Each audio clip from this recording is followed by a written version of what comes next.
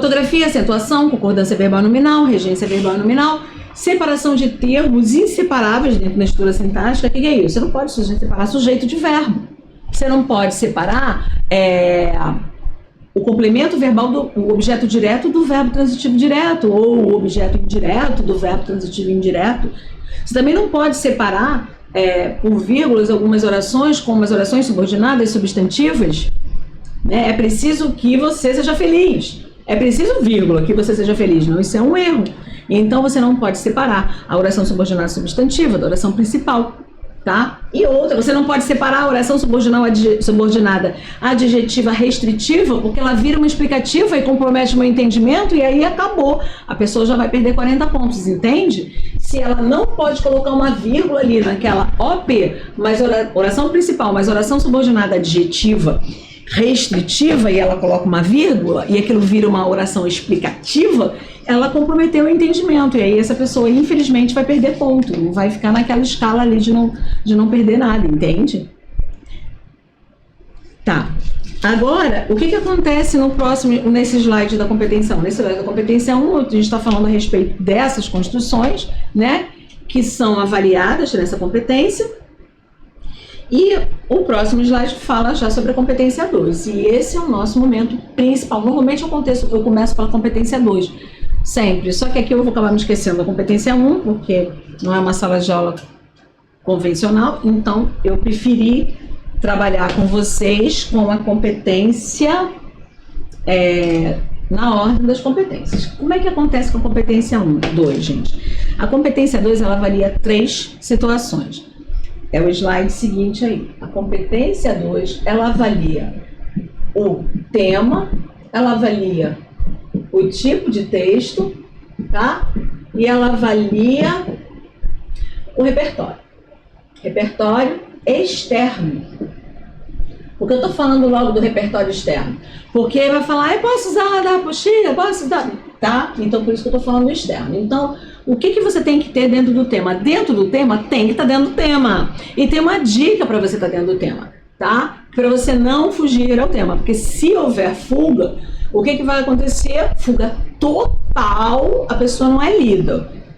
Se a pessoa tiver uma fuga parcial, fizer um tangenciamento, ela vai ser lida, mas ela vai perder muito ponto, tá? Muitos pontos, fala direitinho. Muitos pontos. E o que vai acontecer se ela perder muitos pontos? Fica mais distante da realização do sonho, tá? Então, aqui, o que acontece na competência 2? Repertório sociocultural, eu coloquei uma observação, que tem que ser legítimo, é a primeira avaliação feita, dentro do mesmo período, você põe a pertinência dele, é avaliada a pertinência dele, e no período seguinte eu vou botar até aqui, ó, isso aqui está numa frase, tá? Aqui a pessoa vê se é legítimo e se é pertinente. E numa outra frase, o corretor vai ver se ele é produtivo. Por que tem que estar em outra frase essa produtividade? Vou falar isso umas 30 vezes hoje. Porque essa produtividade é aquilo que vai garantir a você ganhar os 200 pontos relacionados, presta atenção, ao repertório externo. Por que eu estou falando relacionados ao repertório externo? Porque tem essas duas coisas aqui para resolver ainda, né? Estou falando só em relação ao repertório, porque existe ainda o tema e o tipo de texto, tá certo? Então você imagina que a tua redação ela é avaliada em várias coisas e uma delas se divide em 3, em 4 pontos. É o caso da competência 2. O que a gente vai verificar? Se você está dentro do tema, se eu vejo em cada parágrafo do seu texto claramente a presença do tema. Eu vou verificar se dentro do seu texto você não fugiu, não inventou de inventar uma poesia, uma receita, se aquele texto ele é dissertativo argumentativo, se ele não é um texto dissertativo expositivo, em que você só fala e não se posiciona, porque se for, também vai perder ponto, tá legal? Eu vou verificar se há um repertório que você trouxe da sua casa, que não está ali na coletânea, isso aqui é isso aqui é E esse repertório, ele tem que ser legítimo. O que é ser legítimo? Ele tem que ser explicado. Não basta você botar a banalidade do mal do Hannah Arendt. Tem que explicar a banalidade do mal em relação àquilo que você está trazendo para a sua redação, tá certo? E também não adianta você explicar a banalidade do mal dentro de um conceito muito amplo e que não chegue junto da sua tese daquilo que você está discutindo naquele parágrafo de desenvolvimento. Tá bom?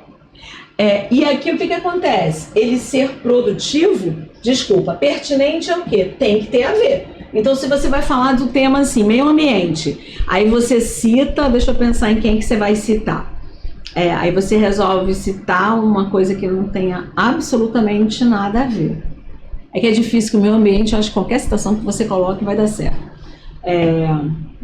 Dessas citações clássicas que a gente conhece. Sim, lá, gente. Até empatia, tudo tem a ver, péssimo tema. Pensar em outro, porque esse tema vai ser difícil de explicar. Vamos fingir que seja um tema sobre tecnologia, ok? Aí você traz o depoimento, um argumento de autoridade de uma pessoa de outra área de conhecimento que passa longe da tecnologia. Então, esse repertório deixa de ser pertinente. Entende? Tecnologia não tem nada a ver com, digamos, dependendo do tema, banalidade do mal. Não tem nada a ver, por exemplo, com a frase de Mahatma Gandhi, que fala que a gente reconhece a sociedade a partir do tratamento que ela confere aos animais. Não tem nada a ver com tecnologia. Estou usando um exemplo bem grosseiro mesmo para a gente ver que o repertório ele tem que estar alinhado àquilo que está sendo falado naquele parágrafo de desenvolvimento. Não basta estar alinhado ao tema como um todo. Claro que você vai buscar dentro do seu universo de repertórios que você conhece, você vai buscar algum que esteja primeiramente alinhado ao tema e depois alinhado àquilo que você está construindo naquele parágrafo de desenvolvimento.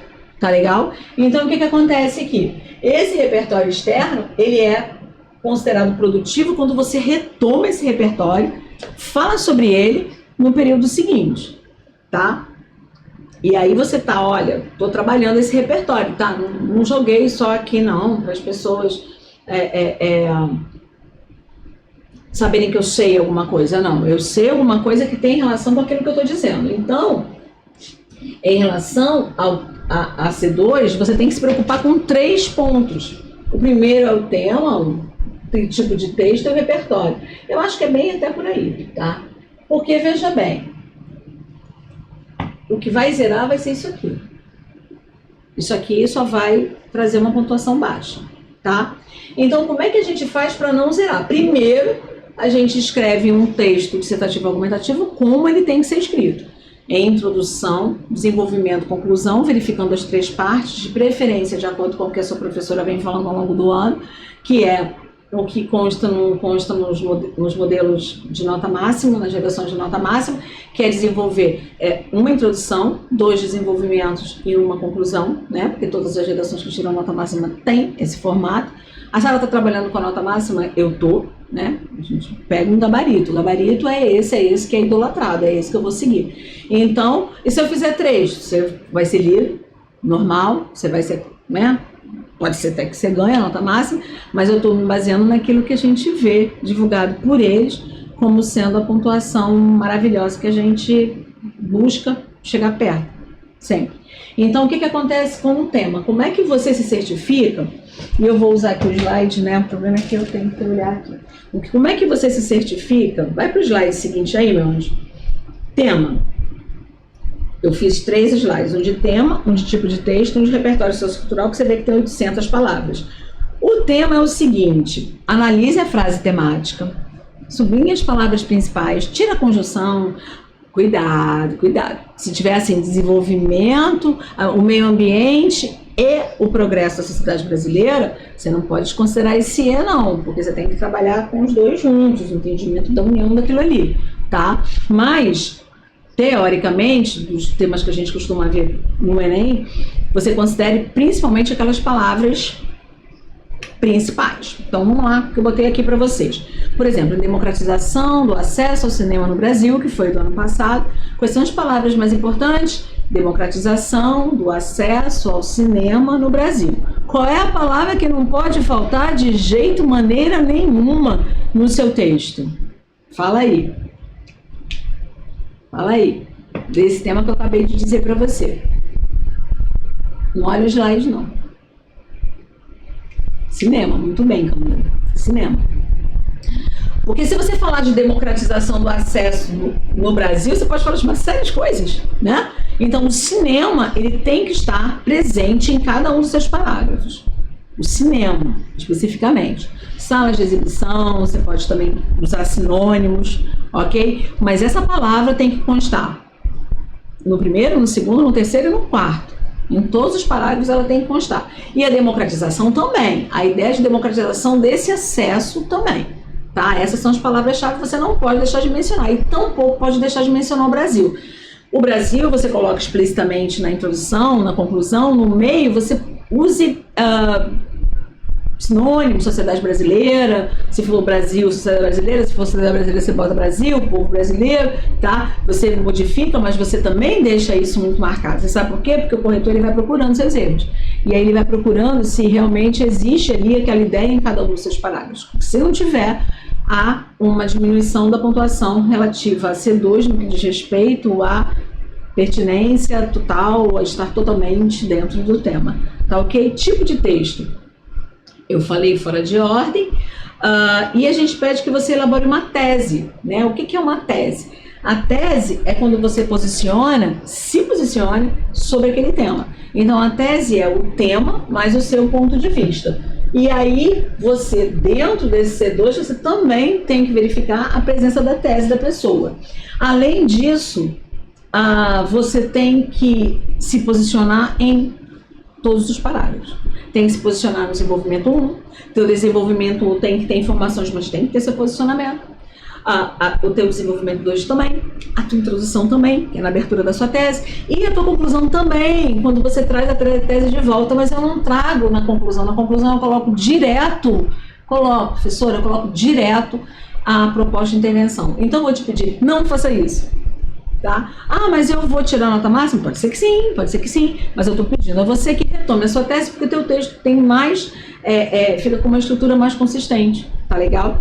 E isso a gente verifica na percepção desse projeto de texto que você fez organizadinho, que aparece pra gente quando você faz um texto estruturado desse jeito que eu estou falando, e a gente tem ali a estrutura muito bacana que eu preparei, que eu vou mostrar para vocês depois, que por enquanto eu estou só colocando as competências, ok?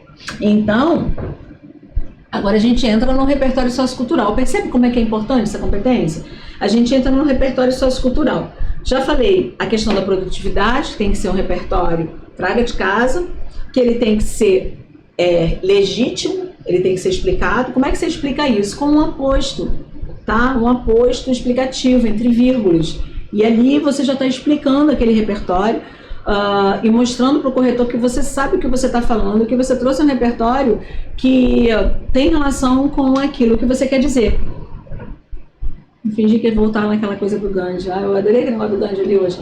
Vamos fingir que o tema seja a proteção dos animais, tem relação com a proteção dos animais. E aí você fala, Mahatma Gandhi, aprendi a escrever o nome dele, tá? Eu não sei.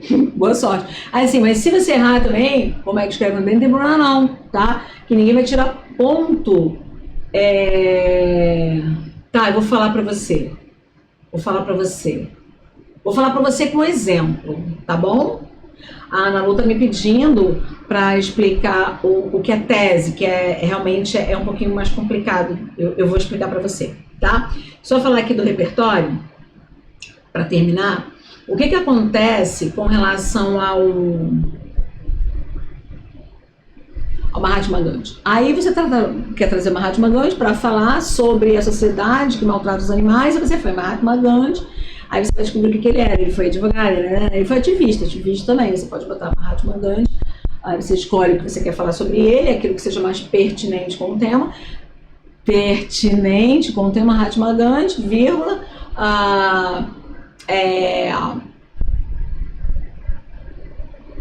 ao se posicionar acerca da sociedade, tá? Ao se posicionar acerca, ao valorizar, ao medir uma sociedade em relação ao tratamento dado aos seres que nela habitam, vírgula, entendeu? Bonito, né? Mahatma Gandhi, vírgula, ao medir a atuação da sociedade com relação aos seres que nela habitam, vírgula,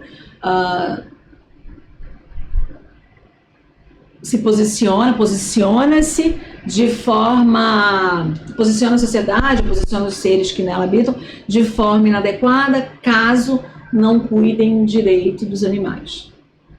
Péssimo exemplo, mas é só para explicar para você que, né, você tem que explicar esse repertório para que ele seja considerado legítimo. Não basta botar Mahatma Gandhi disse. Por exemplo, Betinho, sociólogo Betinho. Ele foi o sociólogo que fez a campanha contra a fome, Fome Zero, Natal, Fome Zero, conhece a campanha? Todo ano. Betinho tinha uma ONG, né, qual é o nome? Não precisa, você pode botar o sociólogo Betinho, vírgula,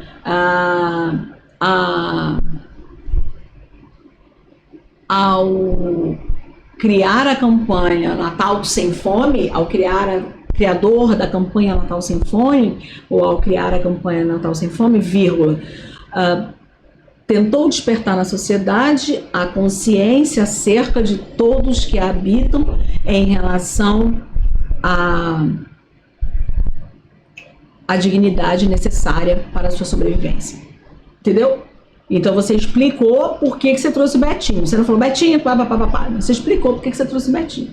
E relacionou muito bem, dentro daquele parágrafo, imagino, no qual você está criticando a sociedade por não participar do auxílio aos seus irmãos. Entende? Entenderam essa questão da legitimação do repertório? Entenderam? Ô, Caleb, eu acho que é por aí. Eu já teria colocado um H depois do G, mas é isso aí. Mas também não seria. Se a pessoa escrever um nome estrangeiro errado, ela não vai perder ponto. Agora, tem a questão do termo estrangeiro, o nome próprio estrangeiro errado, mas tem a questão outra história. Se você vai usar uma palavra de origem estrangeira que tem uma palavra correspondente no seu idioma, você quer usar aquela palavra de origem estrangeira, então faça isso entre aspas. Posso te pedir um favor? Não faça isso, tá? Por gentileza. Mas se você quiser, porque eu quero, usa aspas, por favor. Tá legal? E aí o que acontece? Quando eu acabar o repertório aqui, eu vou falar 21 slides. Nossa, tem 90 slides, gente, 90. A Ana Lu me perguntou sobre a tese, eu vou voltar à questão da tese, mas deixa eu dizer aqui para você em relação ao repertório. E aí você tem que tornar esse repertório produtivo, retomando depois. Eu vou mostrar para vocês um exemplo, vai ficar um pouco mais fácil. Vejam bem, meus queridos. Repertório ainda dentro desse slide 21, eu falo aqui para você. Em tópicos, tá? Em tópicos. Traga repertório externo, já falei. O Enem cobra o uso de ao menos um repertório externo. Ele pede assim, um repertório. Eu peço 3, né? Por quê? Porque você pode errar em um, teu texto fica mais rico, você se sente mais seguro. Eu preciso tornar produtivos 3 repertórios? Não. Mas se você quiser ganhar 200 pontos, sim, um deles é obrigatório você fazer a legitimação, ele seja legítimo, pertinente e ele também ter a produtividade em um deles. Os outros você pode citar, não tornar produtivo, só procure sempre trazer repertório pertinente, claro, porque isso vai atrapalhar a coerência do seu texto se você trouxer um repertório nada a ver. Tá legal?